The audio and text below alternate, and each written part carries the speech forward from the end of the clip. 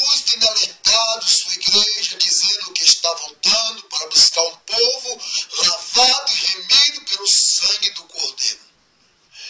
E tudo tem acontecido. E muitas vezes nós temos passado despercebido.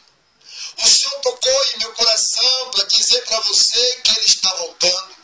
Voltando para buscar a noiva do Cordeiro.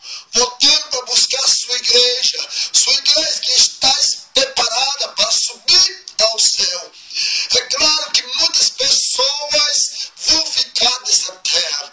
É claro que muitas pessoas vão ficar aqui. Porque a Bíblia diz que quando o mestre raiar nas nuvens, olha, muitos vão de encontro a ele. Mas muitos que ainda adoram a ele, muitos que ainda pregam a sua palavra, mas que ainda não está com sua vida no altar, vai ficar sobre esta terra. E grande vai ser o tormento para aqueles que ficarem.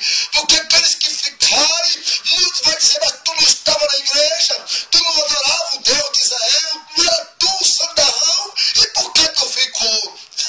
Eu quero dizer para você, te prepare, porque o Senhor Deus está voltando para buscar seu povo. E aquele que não estiver preparado, aquele que não estiver pronto com a sua vida no altar, este vai ficar.